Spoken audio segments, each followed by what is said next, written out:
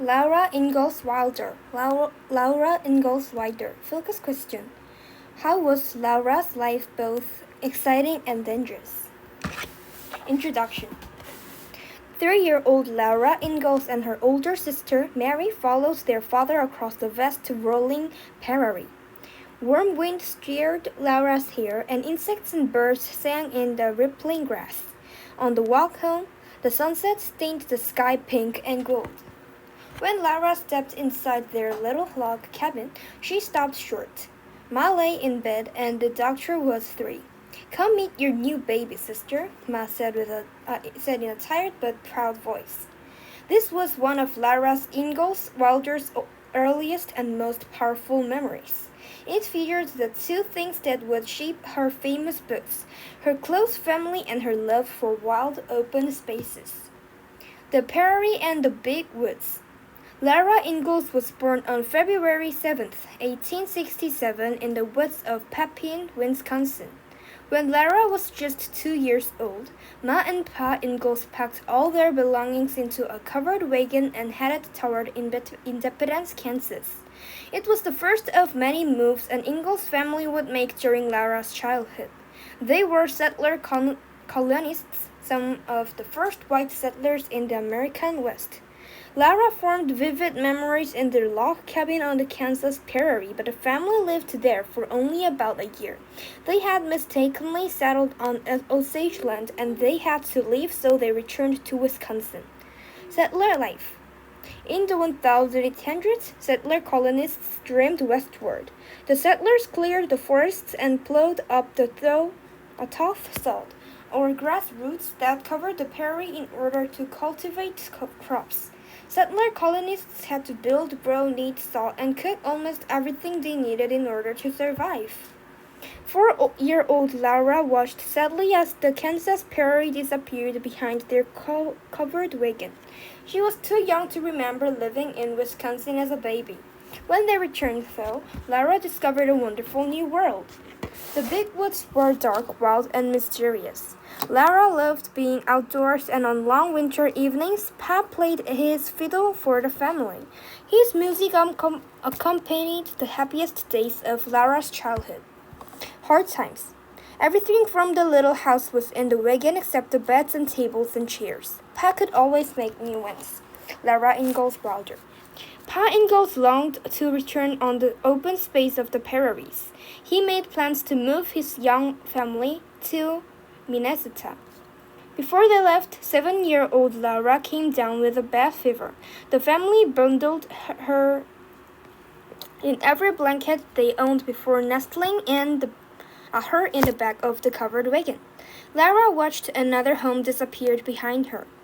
In Minnesota, Laura and Pa were happy to be back on the wide open prairie. First, they moved into a house made of prairie sod, the dense grass that grew all around them. From a distance, the house appeared to be nothing more than a gentle hill rising from the banks of a creek. Later, Pa constructed a wood house and planted wheat near the town of Walnut Grove. Laura and Mary went to school, where Laura loved reading, writing, and reciting.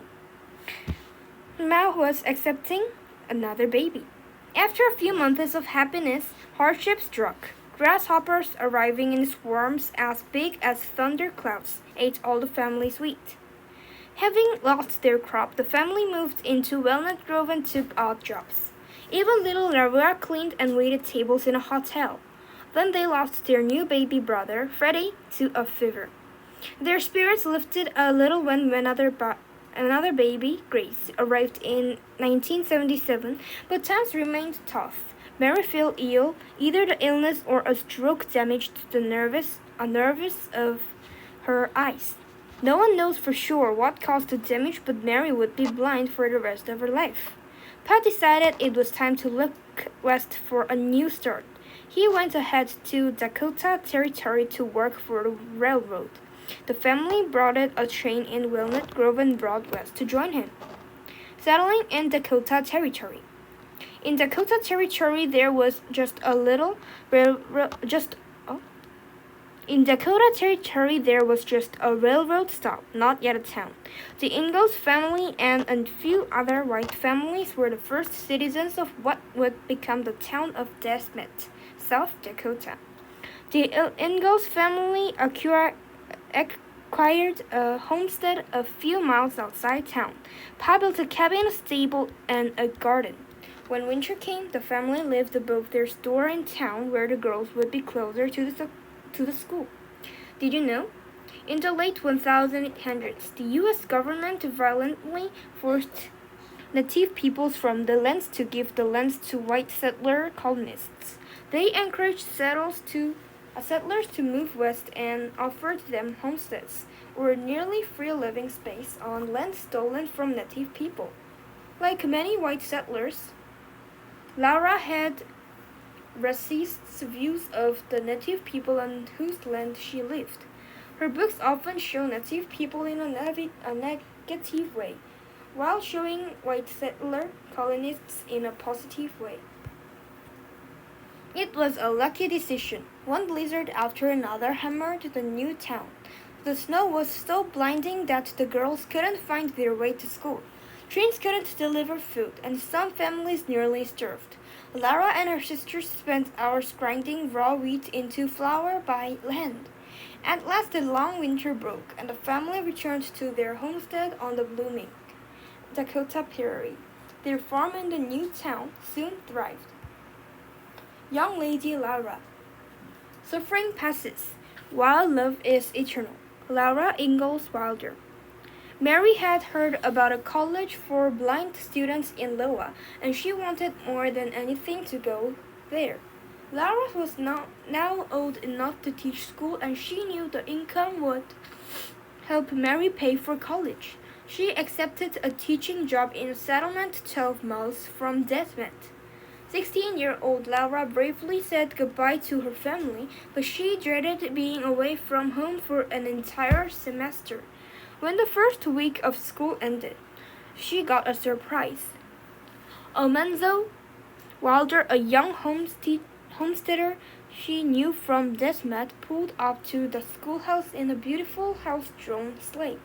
He offered to bring Laura home on weekends.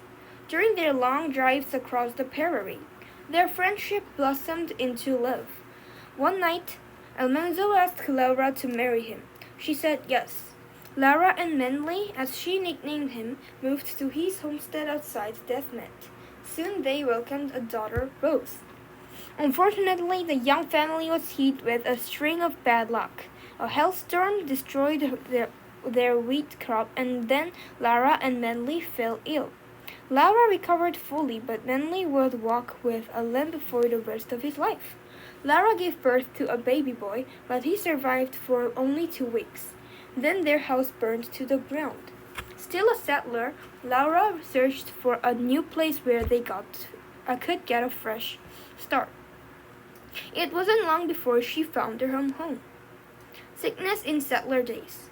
Before the 20th century, people had few vaccines and very few effective medicines. Diseases were common and serious.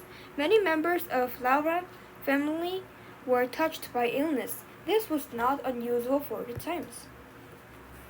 Happiness at Rocky Ridge. It is the sweet, simple things of life which are the real ones after all. Laura Ingalls Wilder. At 27, Lara set out once more in a covered wagon. She and Manly bought a small farm near Mansfield, Missouri, in the foothills of the Ozark Mountains. It was rough, wooded, and rocky, but Lara instantly knew it was home. With hard work, Rocky Ridge grew into a beautiful, successful farm. After so much wandering, Lara was content. In time, Lara's daughter, Rose, moved away to San Francisco. There she became a well-known journalist, making a living at something Lara herself had always loved, writing. Now that life on Rocky Ridge Farm was comfortable, could Lara do the same? The Little House Books. Lara began to pour her memories onto the page. Sometimes she would stay up all night writing at a little desk that Manly built for her. Soon she had written an entire book about her early years under the towering trees of Wisconsin. She called it Little House in the Big Woods. Rose sent it to a publisher. 64-year-old Lara didn't think much would come of it. After all, it was the 1930s. People had cars, electricity, radio. Who wanted to hear about doing backbreaking chores in a dark forest? The book was an immediate hit. Lara brought to life the howling winter wind and crackling fire and the joyful skip of past fiddle.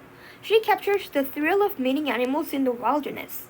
She called up the joy that a simple rag doll could bring to a settler girl who lived in a rough log cabin. The mailbox at Rocky Ridge overflowed with Lara wrote about her time on the Kansas prairie. In Little House on the Prairie and near Walnut Grove on the banks of Plum Creek. The frightful winter in Desmet became the long winter, and the town's recovery became Little Town on the Prairie. Lara loved answering letters from her fans and traveling to reading and book signings. Yet she was always happy to return home in Manly and Rocky Ridge Farm. The couple both lived into their 90s. After her death in 1957, Lara Ingalls Wilder's books lived on, even becoming a TV series in 1974. Her stories of settler life still delight young readers today.